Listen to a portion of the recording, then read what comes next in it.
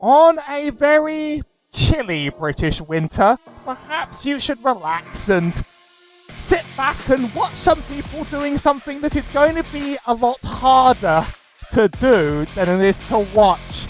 It's the mini Nürburgring of the UK on the FF1600 schedule as we go to Cadwell Park. This brutal little track is hardly wide enough to fit two of these cars outside the start-finish straight as you fly up and down hills in the first half of the track and then near the end, run through the intrepid woodlands. This motorbike and clubman track doesn't suit many cars on iRacing, but it was built for these things, so let's see how some of the best drivers in the world take to it. Certainly will be interesting, or nothing else. I'm Howie Burroughs, and as we get into qualifying, I'm here with Simon Davison again, we had from the start of the season. Welcome back. You've picked a strange week to be here. Yeah, I have a habit of doing that. Cadwell Park again, not known for being a wide track, not known for being particularly long in the straights either. You've got a good run into turn 4, and that's probably going to be your best overtaking opportunity, but there is not a lot of width you have to work around with, so you have to be committed to these moves, and you really need to be careful, because one slip, you're in the grass, and to be fair, you've got a lot of runoff to work with. You might be okay, but you'll be giving up a lot of time, probably a lot of places if you do mess it up, so got to be committed on the braking and got to hold your position because, well, if they can't get past you on the straights, they'll probably not get past you anywhere else. This has been a really tough split. 22 drivers signed up, meaning we only have the top 12, including a couple of championship drivers that didn't make the cut. But we do now have standings, and Anne Medmer in the 3 cars pulled out a meaningful gap after a win at a particularly brutal and painful Donington week for some in the rain. Ian Joyner and Fraser Smith are right behind now, and I've got to look to really challenge for supremacy. It's going to be hard around here because you're really going to have to get a good qualifying lap done. And we're looking at Fraser Smith getting his done right now on the field. Our number 1 car, typically sometimes cheered and egged on for in the chat, and this place is scary, I'll give you that. This place is pretty scary. We'll take a look at the roll bar as he comes around for his lap. A few have already made it onto the board, but I will say quickly loop a lap around here. Notable by their absence, Adam Tompkins, because this aggressive split has been excluded from this top SoF split. You can still get a decent points finish in the second split, but you kind of need to win. Philip Sear got the 1 car in the bottom split as well. He's not going to make it. Might be a free win over there, but unfortunately no points on the board. And no clean laps so far, I think. Or maybe my timing tower is playing some games with me. I see a bunch of times, and none of them have made it onto the tower on the left-hand side. So maybe the odds are better this time around. This chat, I mean, we're already seeing now our one car get it snapping a little bit loose. These cars don't snap often, but you're at the limit of mechanical grip. These corners are going to be the home of death, I think, around here as we fly on through the woods. When I've driven here, I've noticed the off-tracks are absolutely brutal, by the way, so don't be surprised if a few drivers do end up missing the cut. Frederick Sawley just sneaks in as our number 12 car, which gives me, which means that I have the sponsor logo on the screen on a car. Thank you for making the cut line this time, Frederick. It was close. It was close. I've had this rap sheet in my back pocket, and I've failed to get it out this whole time up to now. Among their filming services for Scandinavian TV and movies, they've been in Mission Impossible, James Bond, John Wick, Black Widow, and Halo, providing all sorts of services involving cars and vehicles for your filming. They've done stunt vehicles, they have emergency vehicles on hand as well, and they are, as always, appreciated as a series sponsor. You can check out the domain in the corner. Driver still making our laps around Ian Joyner, currently the fastest, the only one in the 27th. Yeah, I have to imagine some of these drivers taking it a little bit easier on these opening qualifying laps just to make sure, well, you get 2. So you want to take that first one easy, make sure you get A-time posted, just to make sure you're not starting shotgun on the field. And then the second one, when you've got the tyres up a little bit in temperature, and you've got that safety net to fall back on, you can really start to send it. Ooh, I didn't think Joyner was making that chicane for a second there. I think this whole track sort of beckons the very meaning of not making it. I mean, I'm the sort of person that would see those bollards as a target myself. I think in real life they're not quite completely solid, and in light racing they're not simulated in the same way. Imagine seeing a wheel disappear there. Imagine what they could do to you. I will say an FF1600 can't take the little bollards that mark the entry to Laguna Seca. Ian Joyner still setting the fastest lap 2 in a row. Only one in the 27s so far. But a lot of positions trading. Ad Medmer, our championship leader, looks like he can only score a 5th. Eric Van Spiker, a driver I've not seen and recognised the name of. Sometimes I'm wrong on these things. But he's the last one to set a legal time. That's Alexander Istad in with 4th. Daniel Tufts and Sawley yet to set a legal time. I think Tufts has crossed the line. That will be his. It is his only one. It's for P7. Sawley getting one done. It will be our last qualifiers. Istad, and I have seen Jordan's name before, which is why I have to get it right. I have to make sure I get this right in my head. It's good. I'm going to go with Jordan Gronkowski. I say it wrong the first time I get it right. So I would have said Gronkowski. It's Gronkowski. You're always better at this than I am. I mean, I'm still traumatized over Mike Lissidon. He almost won that championship, you know. Almost won it. And what are we known for it? So only 12 divers making the grid. Bit of a spread in some of these lap times. Eric Van Spiker setting one about a couple seconds slow, but just trying to make sure it's safe. But if everyone sets a legal one here, then that's been a remarkably clean time. Frederick is our last driver, so I wonder how the gyro cam will deal with going up this hill. In Britain, they really just build tracks anyway. Truly. I could see when they were building it here, they were very sparing with the tarmac, though, as well. You can see how narrow this track is through this section. You are going to have to go single file here, so if you want to get a move done, your best chance, again, is going to be on these straights. But even then, they're looking very thin. You can fit 2 cars down them side by side, but it's going to be a tight fit every single time, so you want to get those moves done before braking, ideally. Well, our grid is set, and hopefully we can get through it with only this many cars before we reach the end of gridding. Some people like to take their time. I wish they would. Ian Joyner sets our pole lap with Martin Arnoldus just behind. Fraser Smith up in P3, usually our 1 car, with Alexander Istad able to get onto the second row as well. Christopher Cash lines up in, I can do this, in 5th, with Van Medmer just behind. Should be able to get 7, 8, 9, and 10. Daniel Tufts, Frederick Sully does set a legal that time. It's P8. Gordon was... it's got left my head as quickly as I got it in. Gronkowski sits in 9th with Pablo. With Fabio, where did I get Pablo from? Fabio Birch-Told in 10th. Nick Sigley and Eric Van Spiker set the last 2 rows. Everyone does indeed set a legal time. I would not have got one even done. The 10 car from Martin and Aldous there on the P2.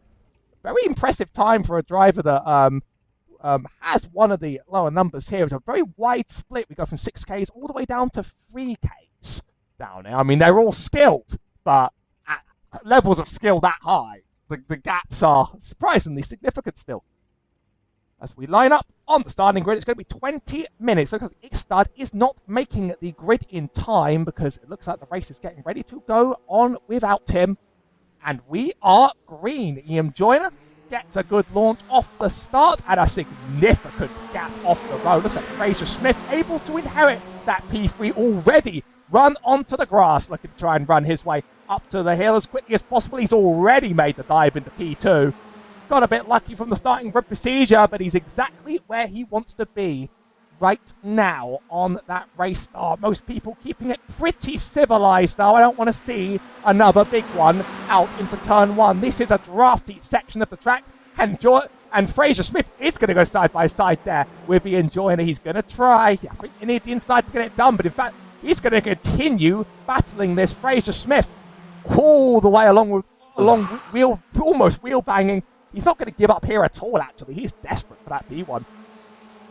You need to get the move done when you get the opportunity, and unfortunately Smith just couldn't quite hang it around the inside. Thought it was contact there, just maybe some tyre smoke instead. But you can see how hard it is to get the move done on these flat corners.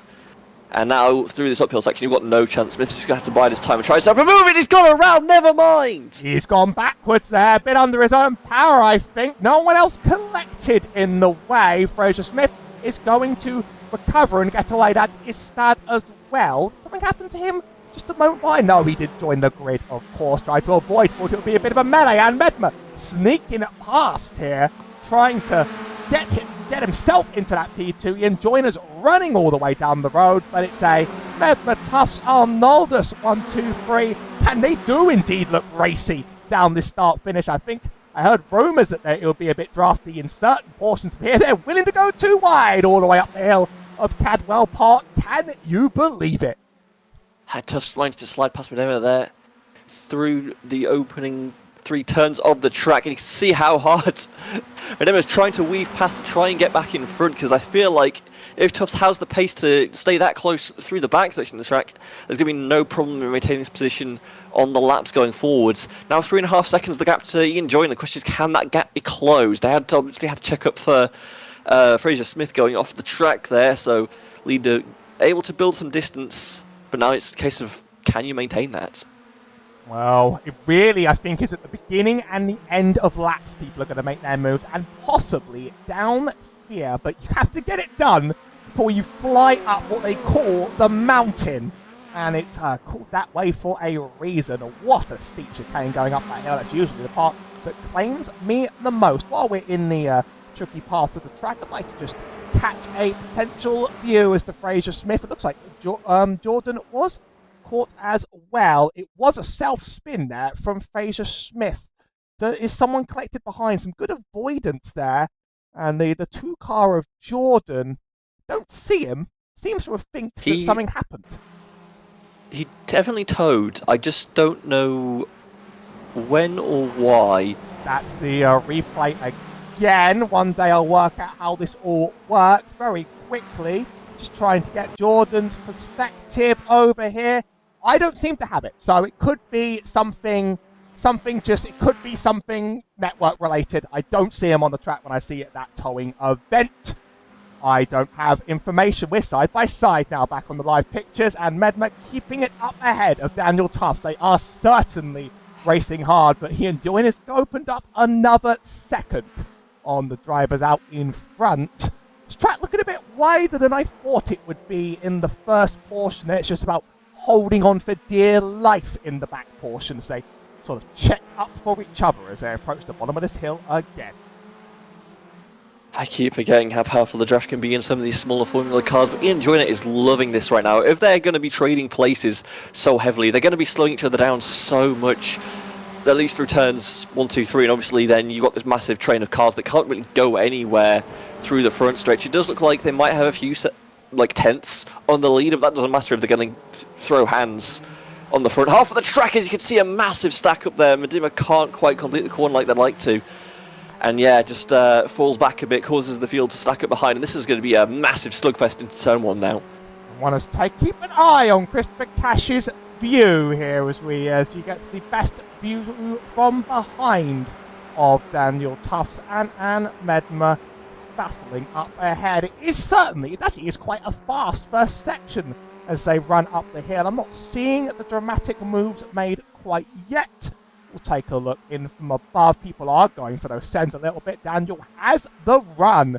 The slipstream is real here, but still not sure it's going to be cleared quite enough by the point of the turn. And I'm sure a pass can be done there if the conditions are right.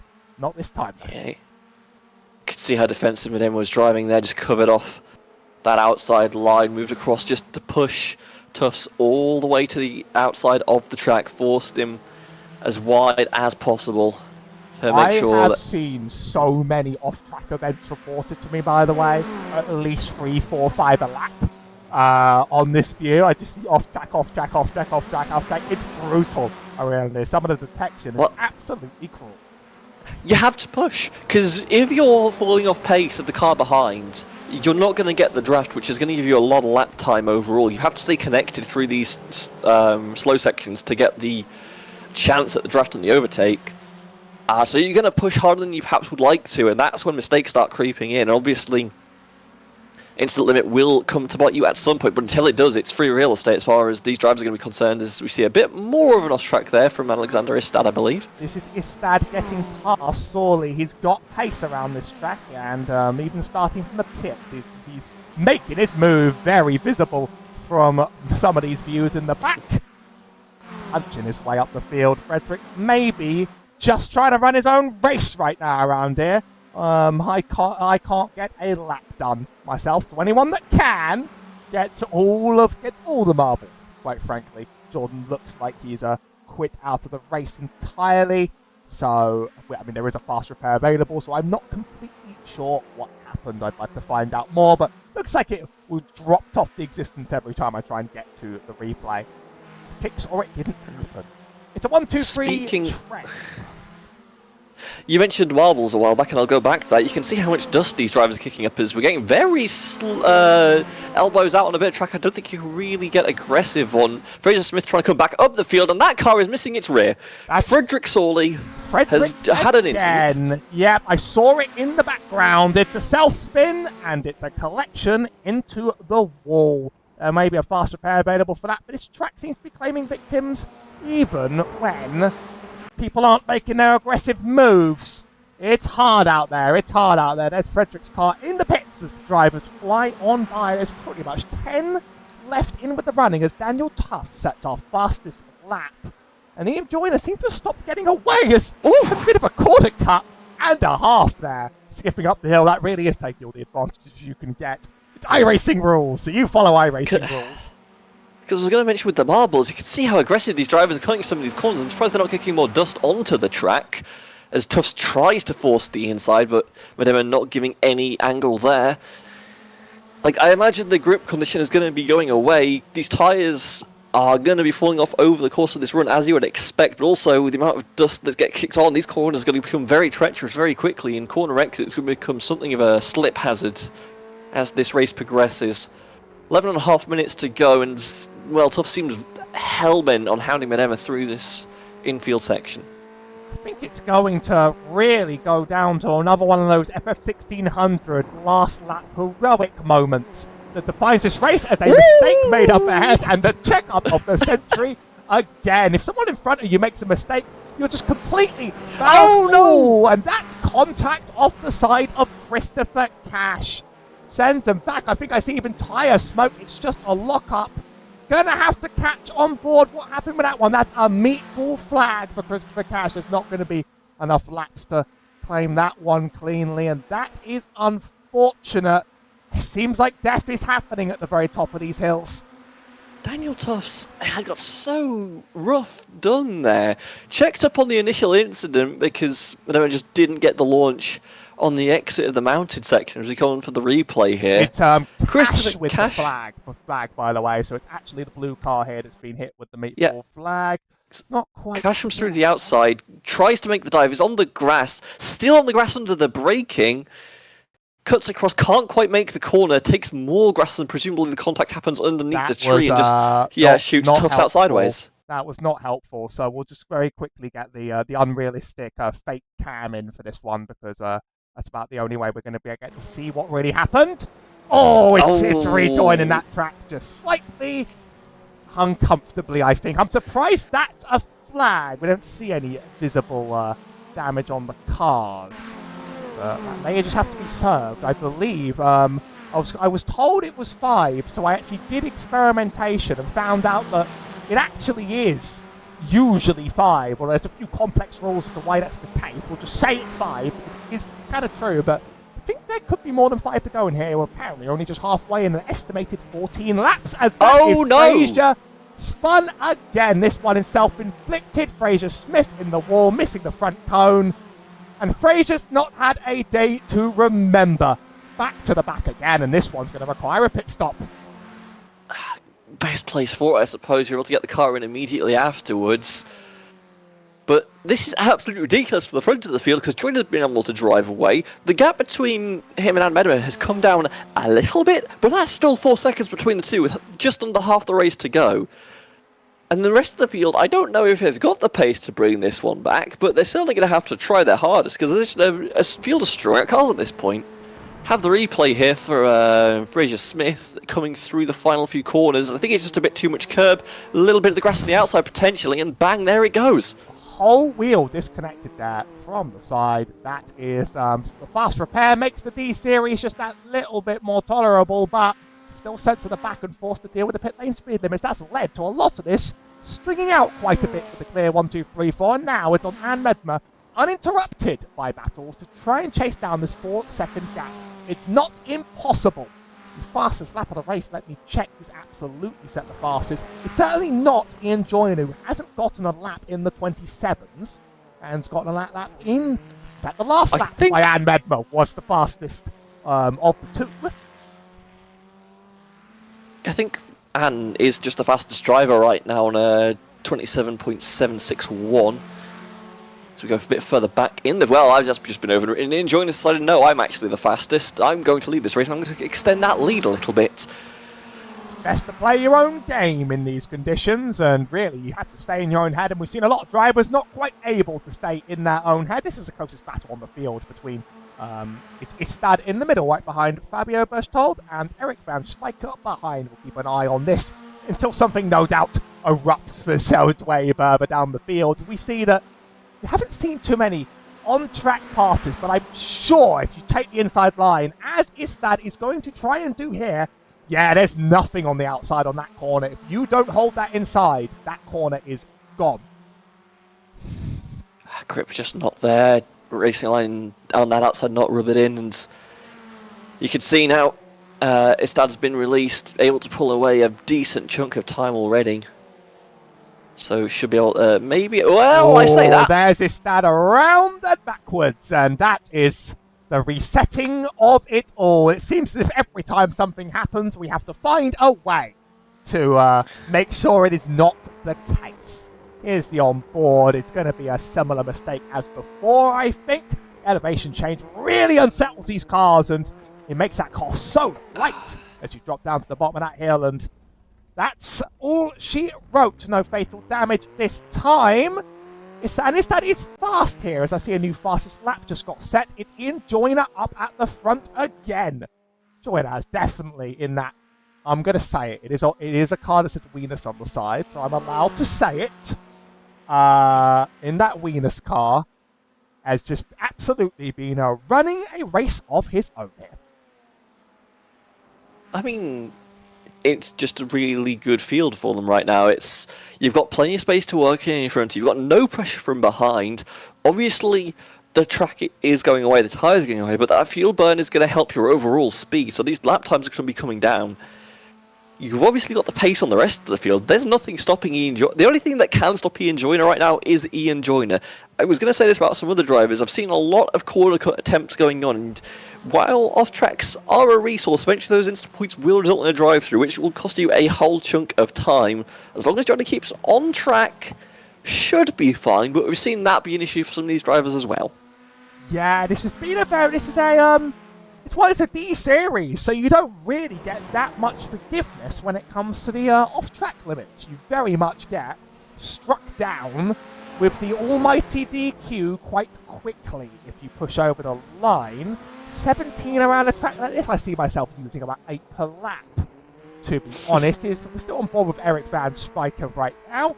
Still on the rear of Fabio, and I wonder if the move will happen as a result of another mistake. We have already seen in this field how a pass can be executed around here. The driver responsible for the pass is well in the rearview mirror, but hopefully the two have learned a little bit from it as Alexander Istad proves he's fast. It's a 1:27.4 for the fastest lap. I'd like to see him catch these drivers in front for a showdown, but we are running out of laps to do it here. And meanwhile on the battle we are watching, Van Spiker can't quite close the gap. You don't need to make the move into one. I think turn 4 is a better overtaking opportunity, but you definitely need to be alongside before you start getting on the brakes to have a chance of making that move, and obviously Van Spiker just nowhere in that region. A little bit further back in the fields, we have a look at the one of Fraser Smith hounding down Christopher Cash. Not been a great day for Fraser Smith, has it?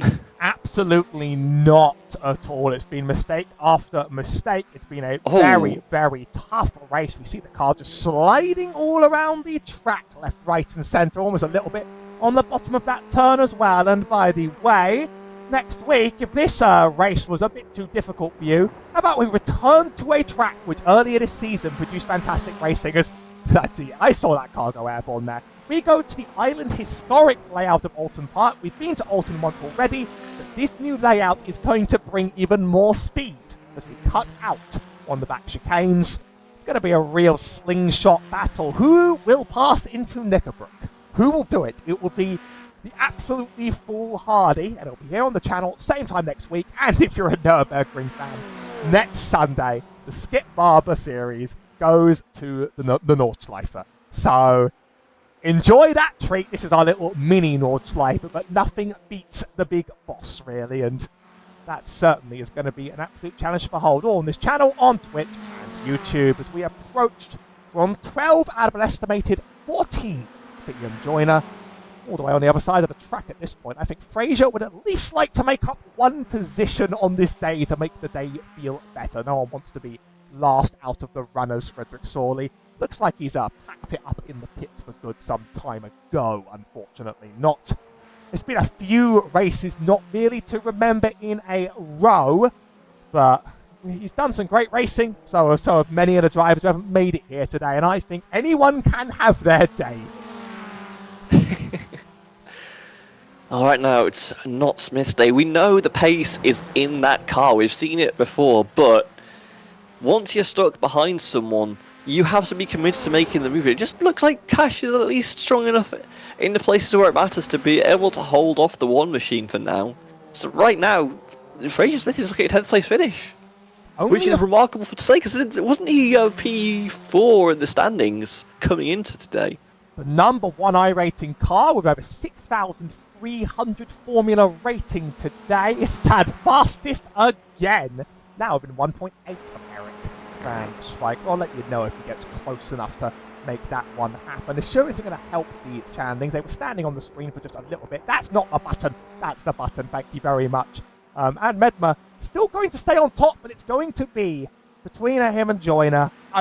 Another, like, anyone's in it to win it in its game. Oh. It's a very punitive standing system, as yep, it looks like the move is about ready to get executed. He's been doing it on the inside a little bit this whole time. I sent a little bit of contact on the other side. They're still side by side. I'm not even sure the momentum's quite been made up yet. We're going to have to go into the chopper to find out. He has just about made the clear.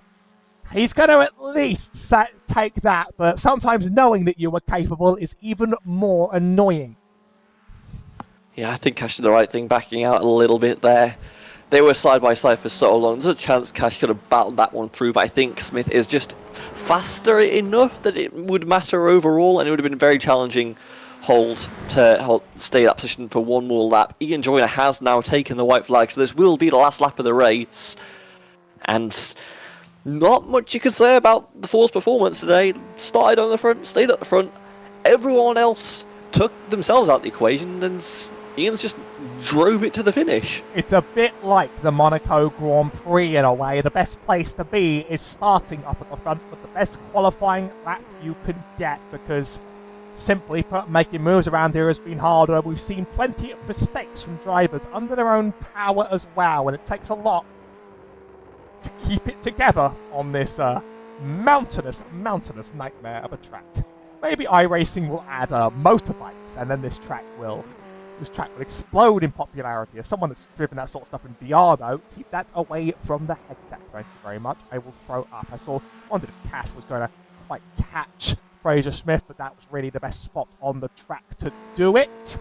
Now, as we head down the hill, don't really get the same sort of slipstream performance, although I'd be interested. I don't think it's quite in the books. Istad is on the rear of Eric Van Spijker. Now, this is what I'd love to see if it could happen, because Istad has absolutely been one of our fastest drivers today, dogged with just one or two big mistakes. I think I see the checkered flag come, so it's worth seeing Ian Joyner take the checkered flag in front of Anne Medmer and Martin Alnodas.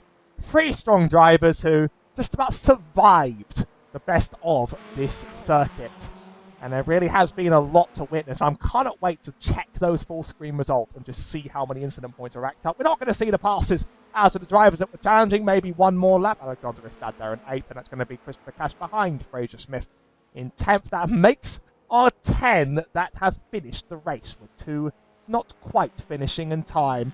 Not a race to remember for some indeed, but if you're fighting for a championship, every performance counts, and Ian Joyner is going to take that while he can, because there certainly is a fight on between these 2 drivers here. So I'm going to grab the incident count the moment I can. I will get them sent by iRacing because I was in the lobby. But before we have that, we'll just take a look at our full screen results on the day.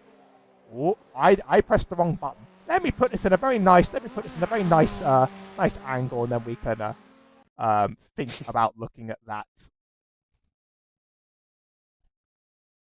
That is Ian Joyner. There we go. Ian Joyner claims the win over Anne Medmer, with Martin Arnoldas taking in P3 in front of Daniel Tufts, Nick Sigley, Fabio Berchtold, Eric Van Swyker, Alexander Istad, Fraser Smith, and Christopher Cash. 2 positions further down the road behind Frederick Sawley and Jordan Gronkowski, who I don't know why his 2 has been white, but it has been white. It's been standing out to me as well. These things happen.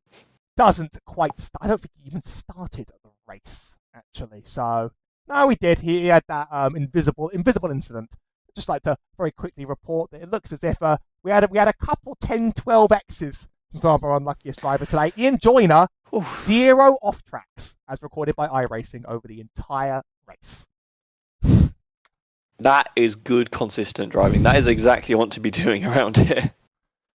And as our standings stand, there's a 10-point gap between 1 and 2. So it's all to play for, again, with Anne Medmer helping Ian Joyner, closing the gap up on Anne Medmer.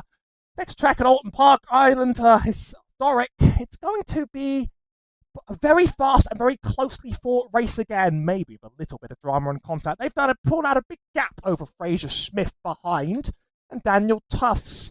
Adam Tonkins, easily one of the fastest drivers. I don't think he's making future races in this championship, so he's sort of out of the picture. And still a few drivers on this list in with a shout. So that was Cadwell. It was everything I thought it would be, and maybe just a little bit more. We'll be back same time next week. It's to see you on Sunday. Stay subscribed and follow on all the right channels. Until then, I've been Howie Burroughs alongside. Don't tell me. Don't tell me. My brain's fogged at this very big moment. Don't even try and correct me. All right. Don't even try and correct me. No, I'm going to need correcting on that one. I've worked with you for longer than anyone else.